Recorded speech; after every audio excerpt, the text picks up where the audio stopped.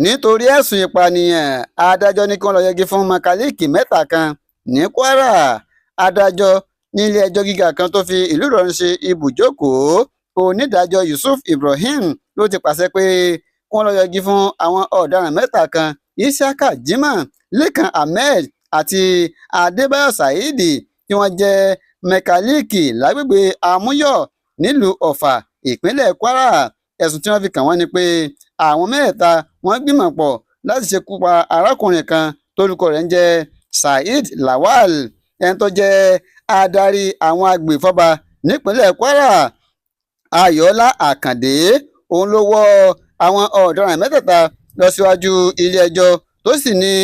ní ọjọ́ 5 oṣù kọkànlá ọdún 2020 ní àwọn ọ̀daràn mẹ́tẹ̀ẹ̀ta yìí ni wọ́n gbìmọ̀ pọ̀ láti ṣekú pa arákùnrin Saheed yìí ní agbègbè Government Day Secondary School tó wà lágbègbè Amúyọ̀, Ọ̀fà nípínlẹ̀ Kwara, tó sì ní nínú òfin Nàìjíríà eléyìí tako òfin. Bákan náà ni ìjìyà rẹ̀ ó wà nínú ìwé òfin tó jẹ́ pé ikú báyìí òun ni èrè ẹ̀ṣẹ̀. Ẹni tó jẹ́ Barrister Abọ́dúnrìn Adéwọlé, ọ̀mọ̀wé AS Ìṣọ̀lá àti ọmọọba J.O. Ìjà-Òdọ́là ni wọ́n ṣojú àwọn ọ̀daràn mẹ́tẹ̀ẹ̀ta ní ilé-ẹjọ́ lẹ́yìn tí àwọn agbèfọ́ba wọ́n ti kó àwọn ẹlẹ́rìí, àwọn ẹ̀rí máa jẹ́ mìíṣó àti tí wọ́n ti kó wọn wá sí ilé-ẹjọ́ náà ni ẹjọ́ ti bẹ̀rẹ̀ láti ọdún 2020 tí wọ́n sì fa ọ̀rọ̀ náà, wọ́n ń fà lọ sọ́tún, wọ́n ń fà lọ sósì, ṣùgbọ́n lẹ́yìn atótónu àwọn agbẹjọ́rò ìjọba àti ti àwọn afurasí ní adájọ́ ló ti ṣe bẹ́ẹ̀ tó ti jan kínní ọ̀hún lóǹtẹ̀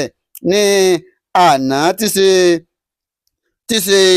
ọjọ́bọ̀ tọ́sídẹ̀ẹ́ ní onídàájọ́ Ibrahim Yusuf lọ́jà ló tẹ̀ wípé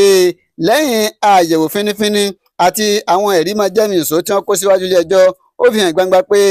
àwọn ọ̀daràn mẹ́ta yìí wọ́n jẹ̀bi ẹ̀sùn tí wọ́n fi kàn wọ́n. Fún ìdí eléyìí, kí wọ́n lọ yẹgi fún wọn, kí wọ́n so wọ́n rọ̀ dòdòdò títí tí ẹ̀mí